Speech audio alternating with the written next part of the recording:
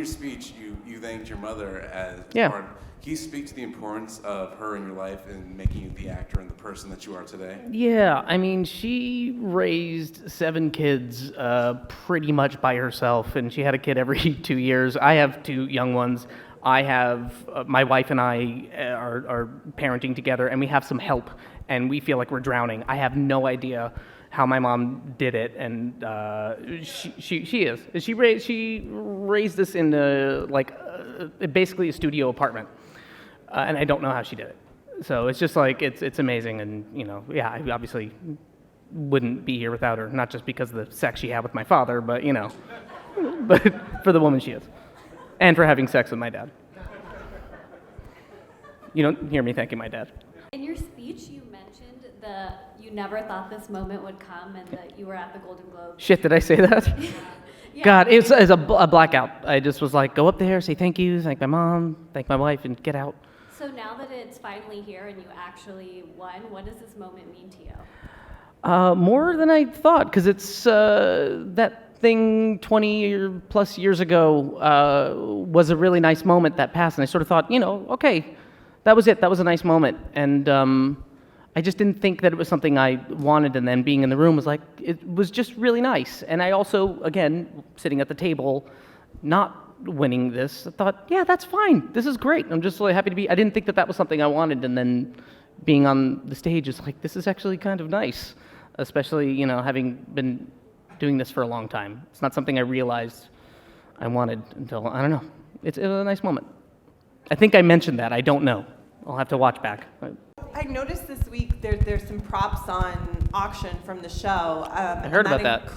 Includes Roman's diploma from USC, which I find hilarious as a graduate of there. Is that something that you were aware of? And if so, did it inform any character choices? No. Something that was on the wall in the office in the background, no. That's news to me. Just checking to see if you watched Pride and Prejudice and what it was like to be married to Mr. Darcy also. Oh, yes. And weirdly, Matthew's so different off screen than he is on screen. He's the most kind of leading man character actor I've ever met. He's so different he's so different from Tom. But it was great. He's such a lovely, lovely gentleman, lovely man. When you're doing something totally despicable on the show, how do you justify that mentally for yourself? That's the best kind of character to play, because they're complex. And I don't know, growing up I was always more fascinated with the Disney villains than the Disney princesses, and they're the ones that are despicable or doing the questionable things. And I don't, Shiv isn't a Disney villain level of bad, but she does some bad things.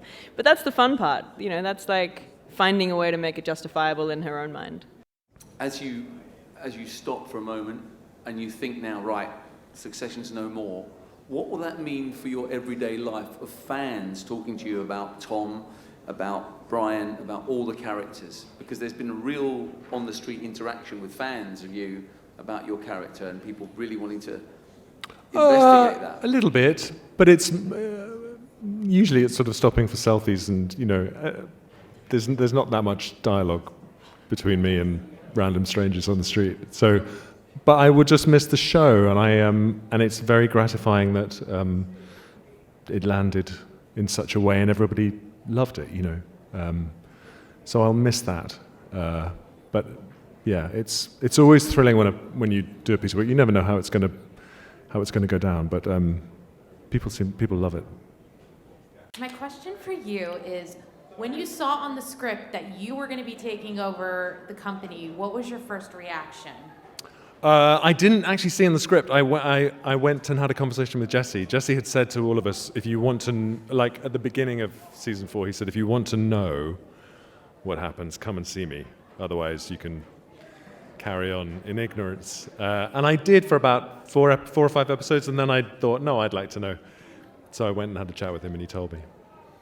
And then I sort of forgot about it because the writers always might change their minds, and so that's okay. But it was exciting. How sad are you to not be able to have the famous Tom and Greg interactions? I mean, are you guys gonna hang and have weekend hangs together and try to keep the shenanigans going? Because we love them so much as viewers. Yeah, I miss it. I miss the Tom and Greg relationship. I miss the Tom and Shiv and everything, really.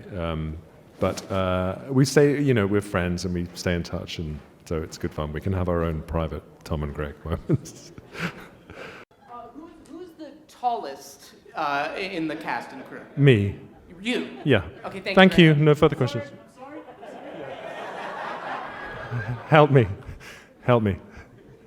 Dude, I said I was the tallest. Why did you just say that in front of all these people? Because I thought you were outside. I thought you were doing the photograph still. I'm taller, man. Yeah, we're a similar height. Tell him, man. Yeah, Nick's taller.